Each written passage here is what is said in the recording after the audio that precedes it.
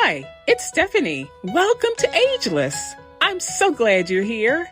You'll get to meet a friend of mine who will share her story. So sit back, relax, and enjoy. Well, everybody, thank you for joining me today. I have a wonderful, wonderful person in my studio. Her name is Bonnie, and she is fabulous. She is an artist who makes beautiful stained glass pictures. That's correct. Is that right, Bonnie? That's And correct. I want her to jump in right now and just tell us about it. But Bonnie, welcome and thank you for just coming on and expressing your great artistic and creative life with us. Oh, thank you, Stephanie. It's a privilege that you even invited me to do this. It's a gift. It's a God gift that I'm able to do that. I was interested in glass. Actually, I had a neighbor who had a warehouse that they shipped all over the world, and the color of glass always interested me. The varieties of glass I thought were interesting, and she really specialized in stained glass in the traditional method. And I just didn't see it that way. I don't know why, but from the very start, I just asked for a scrap glass if she would give that to me. And this is pretty much out of character, but I took that scrap glass that she had and I broke it apart into a lot of little tiny pieces and started to put it back together. And when I first started working with glass, I bonded it to terracotta. And then I thought, wow, something's really missing here because you can't see through it. So then I started bonding the glass to another layer of glass. And then I could just see something in my mind. I could see a combination of wood and glass, and it just kind of found its way. I don't know if it was in a dream or where actually the date when it originated, but I did kind of feel like God gave that gift to me. And so I was out to lunch with a friend of mine, another really fabulous Christian woman who's passed actually now. But she said to me during lunch, you need to go get a saw and start. I thought, well, I haven't used a saw before, but I think I could try it. And I think it was that next day that I went and bought a saw and I tried the process, which I could see in my mind. And the very first time it worked perfectly without any hitch. And that kind of set it in motion.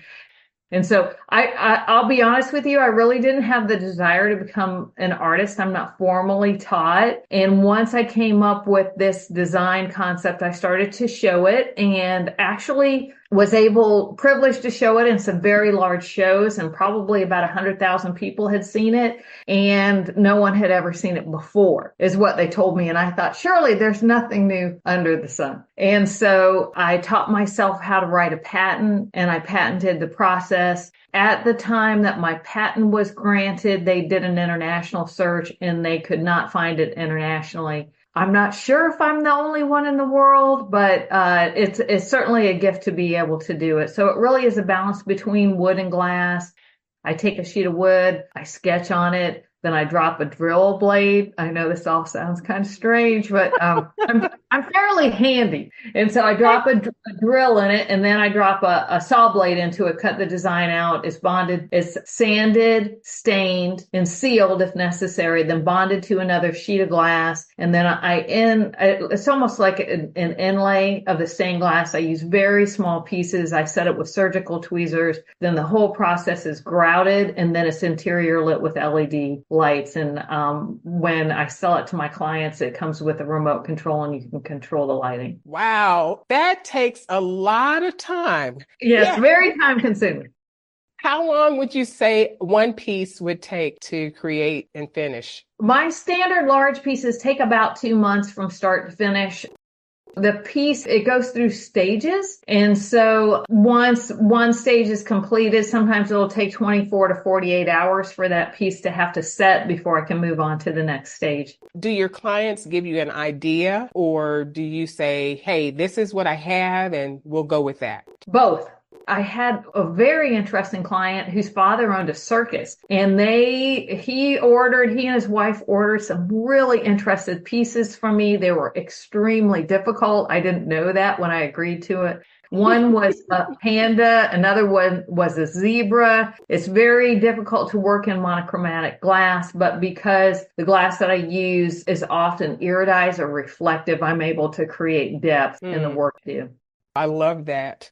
I want people to see your art. When I saw it, I couldn't believe it. Because, you see stained glass windows in churches and things. Oh, that's what that is. But yours is not like that. It's totally different. So would you share your website? Sure. My website is just my name, Bonnie, Bonnie. My last name, Morse, MORSE.net. That's it. That's it. That's wonderful. God has really blessed me, and I hope the medium will certainly go on beyond my lifespan. I use surgical tweezers to place my glass, and that means the glass can be smaller than the tip of my fingernail. It's fun for me. It's much more non-toxic than traditional stained glass. I kept running into people who had lead exposure, and I didn't want to take that risk. So the process that I use has no exposure to lead, very, very limited toxicity. In fact, if you use a water-based paint or like an acrylic, then there's virtually no exposure to toxicity other than potentially in the glass. There are some colors that you have to be careful. I'm very careful when I handle my glass, but overall it's a very green process for glass, and I can use almost all of my glass in every project. So there's little to no waste. So you're buying glass and then you break it yourself? I do. So you don't wear gloves? No, I don't. I don't really need to, for the most part, wear gloves. I am cut occasionally. I mean, I wouldn't be transparent if I didn't say that I was. When I say blood, sweat, and tears, it really is. It takes very few tools to do what I do as well. But no, I don't have to use gloves, but I am careful to wash my hands a lot, and where the iridized glass creates like very fine dust. Wow. That's amazing that you don't wear gloves. I still can't even fathom that. So the friend that got you involved in this, tell me a little bit about that relationship and what kind of made you go, ooh, that's something that I'll do. I think all things are in our life are God inspired. I didn't she was a neighbor of mine, and I just happened to know that this is what she did and that they had a large warehouse. She really didn't see my work develop into what it became. So I had moved just like a year after I started with the terracotta, but then it just kind of took a path of its own. And then she continued in what she did because her business really was in the focus of selling large pieces of glass. They eventually sold that business. I think artistic expressions, whether it's a beautiful voice or the ability to play an instrument or somebody that can act, or, if you do something creative in artwork or woodwork, those are all gifts, and this certainly is. In some ways, the Lord allowed her to start shaping you. Yes. What would be one thing that you would say was poured into you through her? She supplied the initial tools to do that. She was very open to that. I just wanted her scrap. That's what I wanted to start with. So she supplied those initial pieces of glass to kind of see me on my way. And she also was encouraging. From my very first work, she thought that I had a talent for it. I didn't necessarily see it like she did. For me, I was just having some fun. Everybody needs that push. You've taken a different turn. You have another petal. You've extended that blossom. There you go. Let's back up some and talk about the women in your life that have been encouraging to you and shown some things to you that you have been able to express to others. So let's start maybe with your mom, people in your family, and we'll move from there. Well, my mother was a businesswoman. She had five kids. She was married previous to the marriage to my father. She had started her business beforehand and was very instrumental in running her businesses. She had several businesses, and she was fearless. I grew up in a Catholic family. I'm what they're called a cradle Catholic from the beginning. But my mother was very independent, and she certainly encouraged that in me. She isn't a follower. She's very much a leader. And I certainly was blessed through that. And I've had some amazing Christian women come along beside me. Certainly Lane Sasser is one of those women who started me in Bible study. And my goodness, I want to say it's probably 20 years ago now. And she was a good listener. Mm. And so I've continually, Joanne Young's another woman who's certainly been another good listener in my life. And I've had a community of believers that really have been an extremely great gift, but not just my life, the life of my family, because I believe that when God blesses us as we grow, that becomes generational. And I certainly have had that benefit. Mm. In your schooling, when you went to college or high school, did you have friends that you could hang out with that were positive, that maybe pushed you forward? I did. I think, for lack of a better term, I've always been a seeker. I feel like I've been seeking the Lord as far back as I can remember. Not as strong of a community of believers as I have now. That kind of grew later in life. I'm so grateful for that. And it also has grown out of tragedy, really tough spots I've had, and through prayer and really looking for God, He set me in the right direction and helped me connect with other believers. And I'm so very grateful for that. So really it came later. Apart from believers, share some of those people that have been positive in your life. I certainly have had a number of women, probably more on the academic side, I Mhm. would say, that have walked along beside me, and some very positive friends that I'm attracted to people that are joyful. I'm attracted to people that are problem solvers, and I love academics. I had some really good teachers along the way that were just extremely encouraging, and my grandmother, who was a believer, really played an extremely instrumental role in my life at about 3 and 4 years old. And I remember she taught me to love to learn. And that was probably one of the greatest gifts of my entire life. She taught me about reading. She taught me about simple things like color and music and nature. And she made time for me.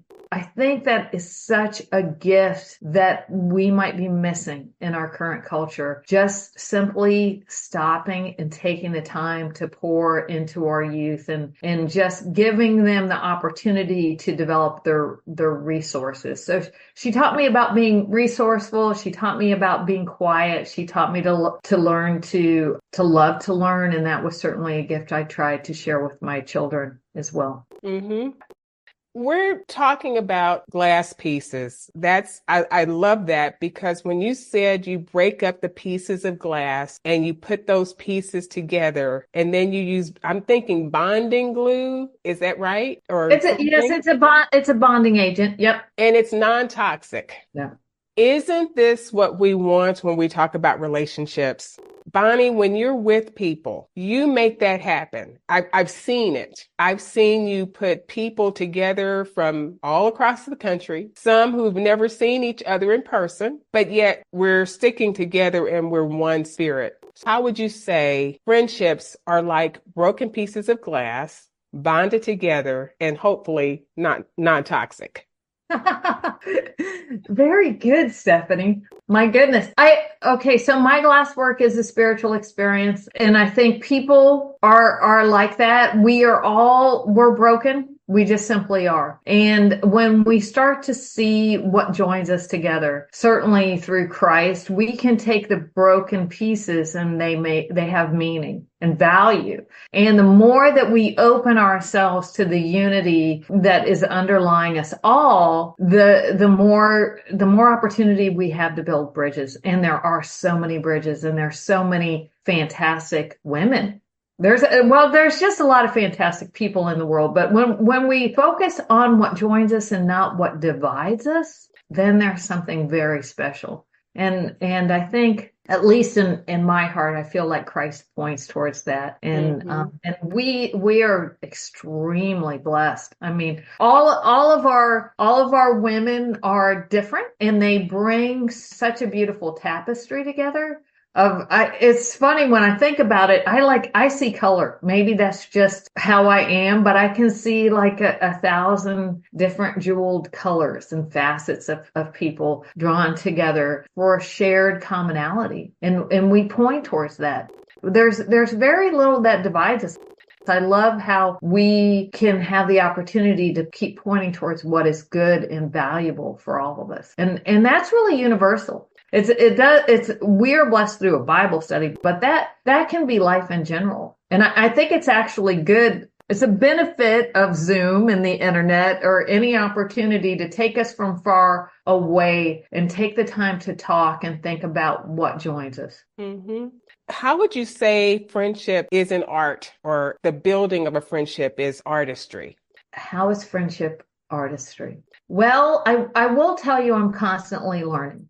I think I have a lot to learn about friendship and becoming a better friend. Hmm. And that's true. That's true in artistry as well. Is that all great artists continue to grow? And I think that friendship is artistry in that it's a give and a take and learning about each other and incorporating the good things that you find in that friendship into your life to help you grow as a person too. Hmm.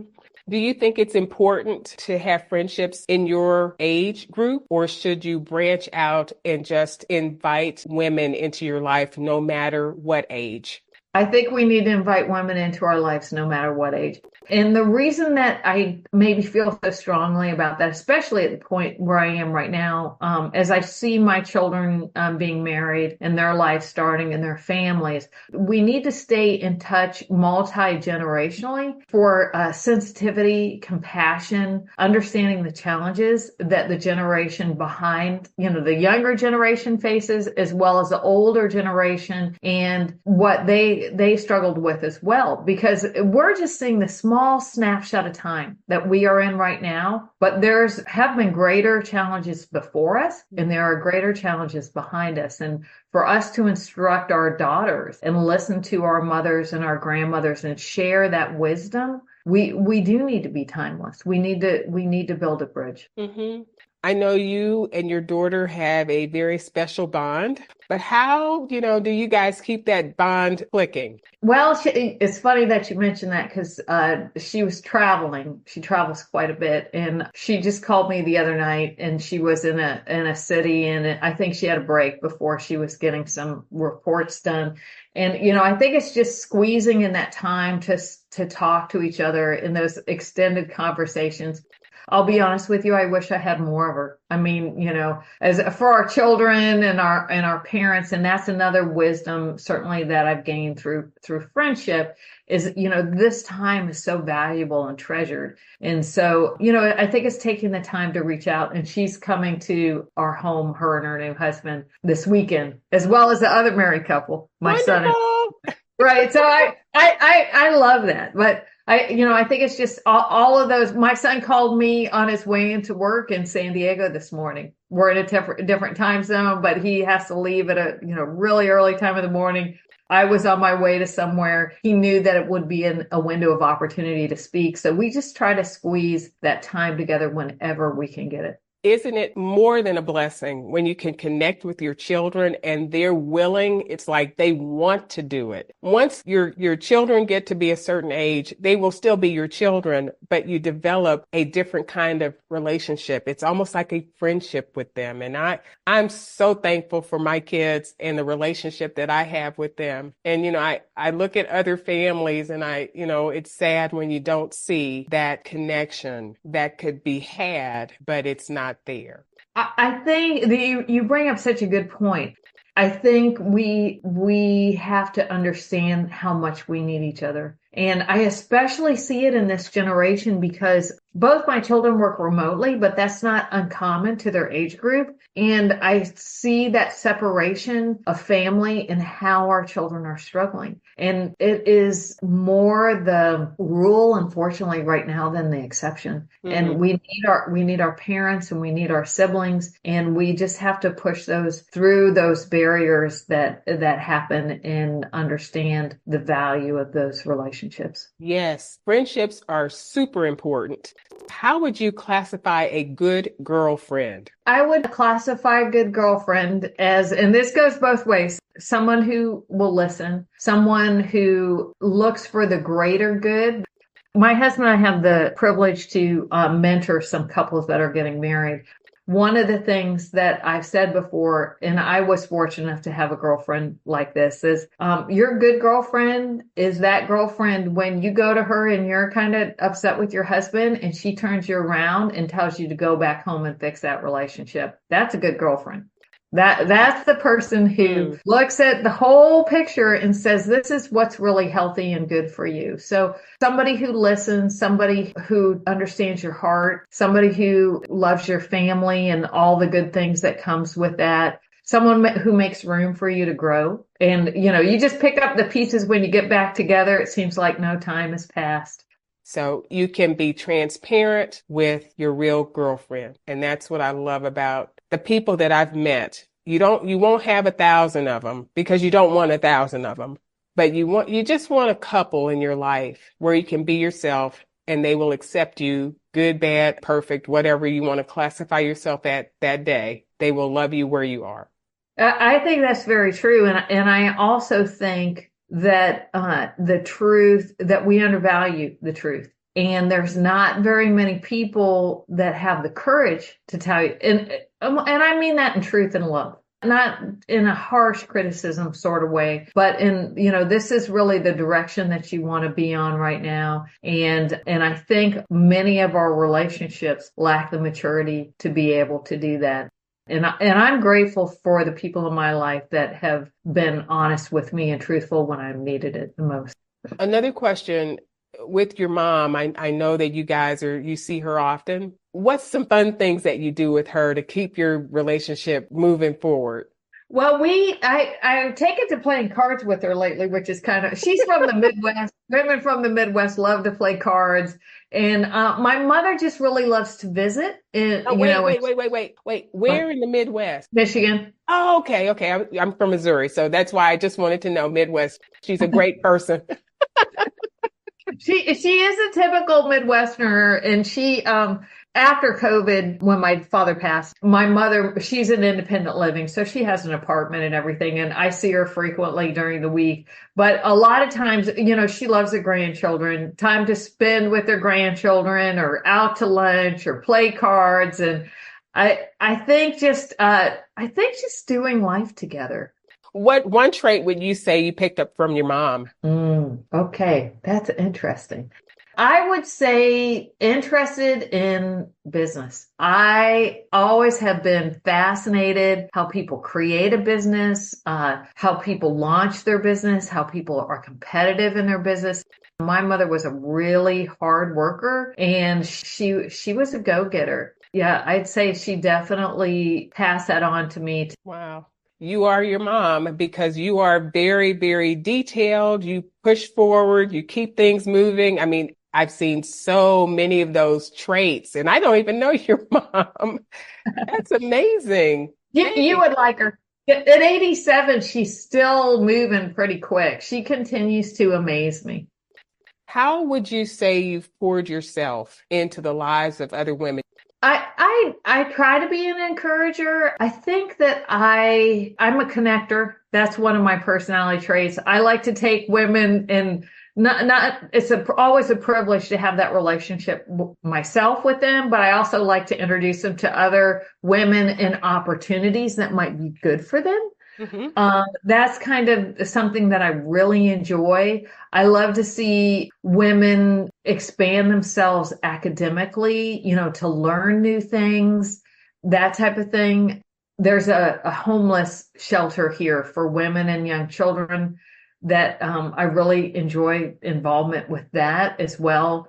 I'm trying to think specifically. I think I'm an encourager. I think I really enjoy that because there's so much that can be done.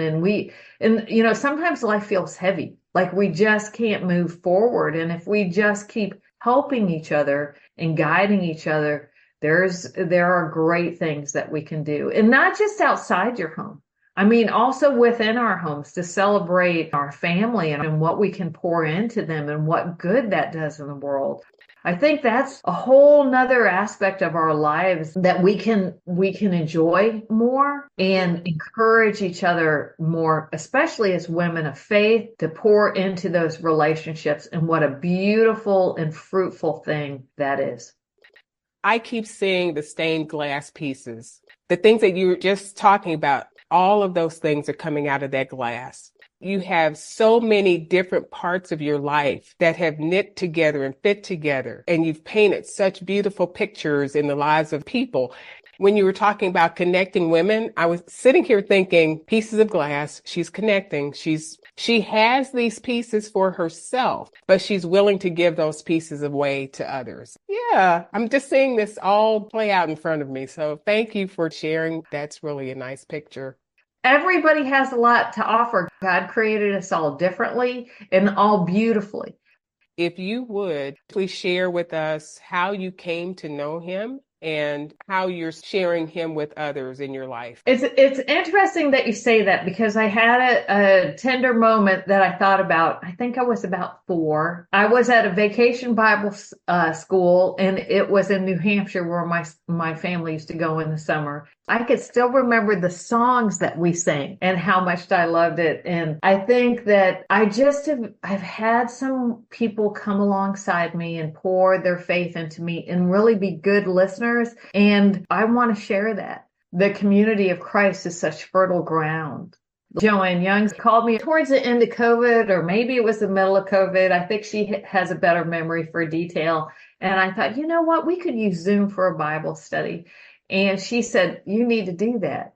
And it was her encouragement. And then the next thing I know, we started to grow, and women from all over the country were starting to take part. And you know, the beauty of this group is that there are a number of denominations, but you see, just like our last names are different, we can still bond as sisters and friends. Just like our denominations are different, as long as Jesus Christ is the forefront, the center, the everything, it doesn't matter. And I'm very grateful for that, because when we get to heaven, all that stuff will be pointless anyway.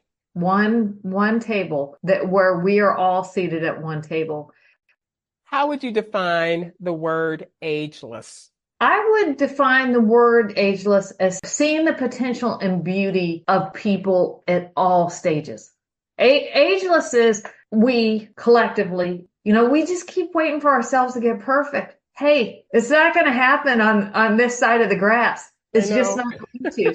So if we would put that down and just kind of look around and slow down long enough to listen to what all ages reveal themselves, the beauty in that, then we become ageless.